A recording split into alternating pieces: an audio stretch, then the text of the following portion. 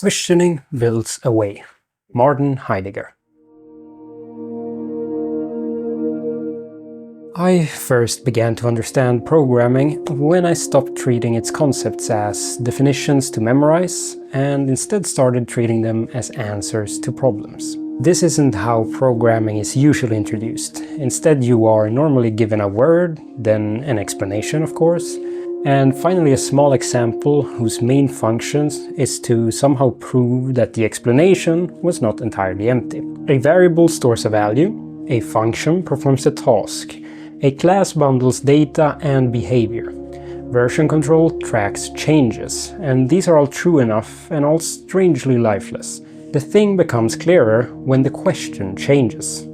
Not what is this, but what problem had to exist for someone to make it. Version control repays a closer look, because at first glance Git looks like an unnecessarily complicated way of saving files. You type commands into a terminal, it complains in a language that seems designed to punish imprecision, and eventually your work appears somewhere else. To the beginner, the question is often, which command do I type so this thing stops being angry at me? But that is surely the wrong question, right? Because it treats Git as a hurdle rather than an answer. The real problem is older and more human, of course. A repository is a history-bearing object. It can answer questions ordinary files cannot answer. So what changed? Who changed it? Why? From what previous state? And can this experiment be tried without destroying the main line? Can two divergent histories be reconciled? To learn Git is not just to learn a bunch of terminal commands. It is to learn the kind of questions a repository can bear.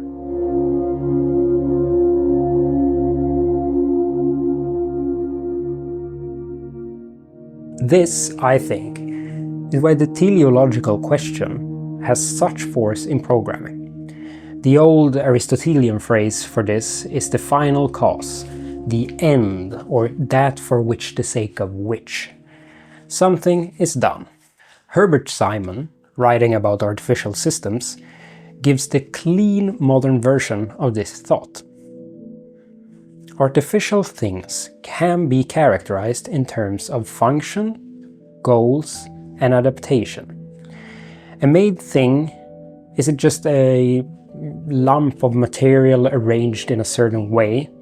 Rather, it is a material arranged under pressure from a purpose, within an environment. It is a relation among the goal, the character of the thing, and the environment in which it performs. And that's exactly what makes programming so unusually receptive to the question, what is this for? A programming concept normally arrives as a response to some pressure inside a designed system. So types arise because values can be confused with one another. Abstraction arises because repetition becomes unmanageable. Interfaces arise because different parts of a system need to communicate without knowing too much about the other. And, as has been said, version control arises because the work has a history, and that history needs to be navigable. However, even software carries accidents of history inherited from conventions, aesthetic preferences, institutional habits, and strange survivals from earlier machines. Anyone who has worked with old code knows that not every feature is the trace of a clear intention. Some things are simply there because removing them would break something nobody understands anymore. Still, the teleological question often reaches something constitutive. A programming concept is frequently a made answer to a recurring problem. To understand it, one must recover the problem it was made to answer.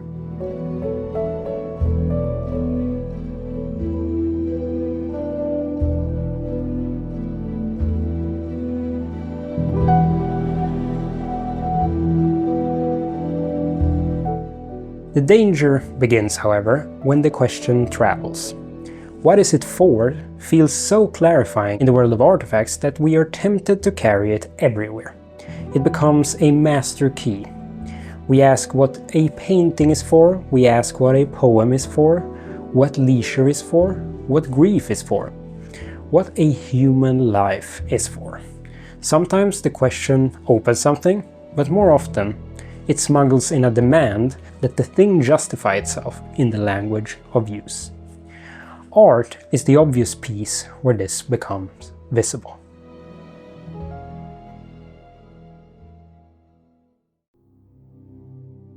Take Marcel Duchamp's fountain. If we ask what it is for, the ordinary answer is almost too easy. A urinal has a function. It belongs to the world of utility. Plumbing, public bathrooms, bodily necessity. Its purpose is not really mysterious. But as an artwork, that answer is both relevant and insufficient. In this context, practical function hasn't disappeared, but it has been suspended. The object's ordinary use is part of the provocation, but it no longer governs the encounter. If we insist on the original question, we get an answer, and we miss the work. A more revealing question is not what is this for, but something stranger. What has to change for this to appear as art? What happens when selection replaces craftsmanship? When context alters perception? When an object made for use is placed before us as something to be judged, something to be interpreted, resisted, laughed at, or refused. The point isn't that art has no purpose. That's too easy and certainly false. Art can console, it can disturb, decorate, reveal, accuse, train attention, preserve memory, create status, launder money, produce silence, or sell for obscene amounts. The point is that no single purpose question governs the domain. Art can bear the question, what is it for? But only partially. It cannot be exhausted by it. This is where the programming lesson becomes philosophically dangerous, because a question that illuminated one domain can deform another. The problem is not that the question doesn't produce answers, it's rather that it produces an answer too quickly, and then mistakes the answer for understanding. A question is never innocent. It carries a framework inside it.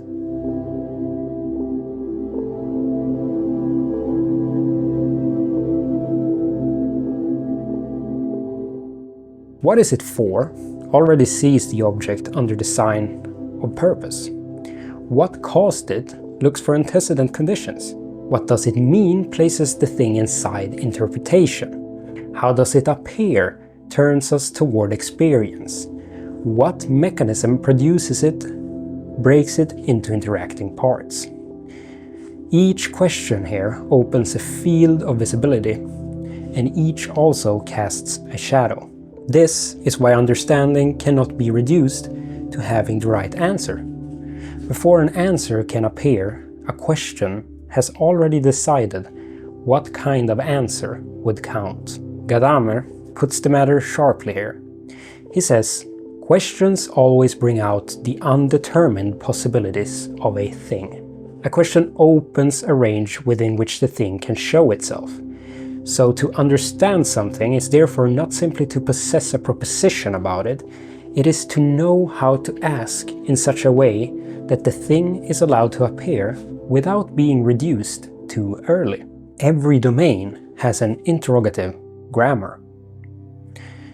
Now, what do I mean by this? Well, I mean the felt discipline by which one learns what kinds of questions disclose a thing, what kinds flatten it, and what kinds must be held together, because no single one is adequate.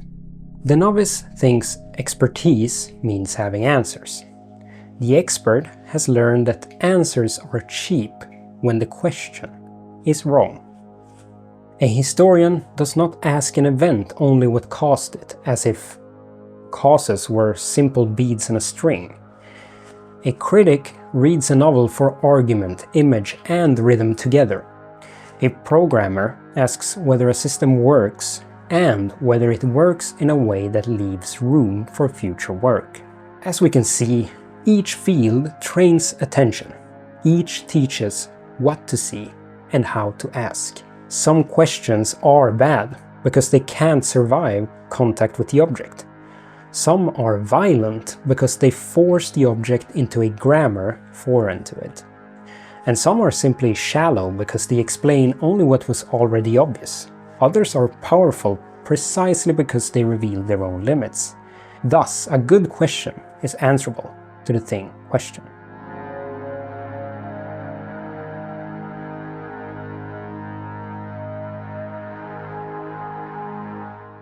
That answerability is the difference between openness and arbitrariness. The point is not to keep changing frameworks whenever a result becomes too uncomfortable. That's sadly not how we solve this. It's rather that we need to notice when the remainder has become too large to ignore. Because every framework leaves something behind. Sometimes the remainder is harmless, the ordinary cost of thinking from a particular angle. Sometimes it's the very thing one needed to understand. The purpose question leaves a remainder when it meets art. The mechanism question leaves a remainder when it meets grief. The efficiency question leaves a remainder when it meets education. The economic question leaves a remainder when it meets friendship. And the psychological question leaves a remainder when it meets truth. Each can illuminate. Each can also become imperial. Much of intellectual life consists in mistaking a useful question for a sovereign one. This is especially tempting because a strong framework produces real insight. That is what makes it dangerous. Weak ideas announce their weakness quickly. Powerful ideas give us enough light that we begin to forget what they cannot show. The world becomes legible, and legibility feels like conquest. And so programming taught me the dignity of the teleological question. It taught me that many things become intelligible only when we recover the problem they were made to solve. But art teaches the counter-discipline. It shows that a question can be illuminating and still inadequate. That a thing can answer without having been fully heard. The deeper lesson is to give up the fantasy of a question without a remainder. To think well is to move among questions without becoming enslaved by the one that first gave us power. It is to know when to ask what something is for, when to ask what it means, and when to ask how it appears. It is also knowing when to ask what made it possible, and when to stop asking in the old way because the thing has begun to disappear under the pressure of our method.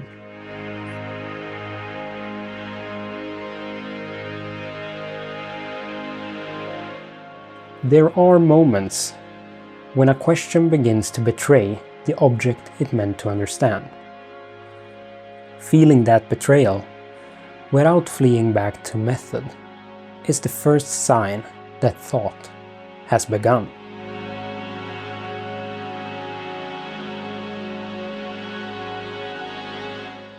Thank you for watching. Sapere aude.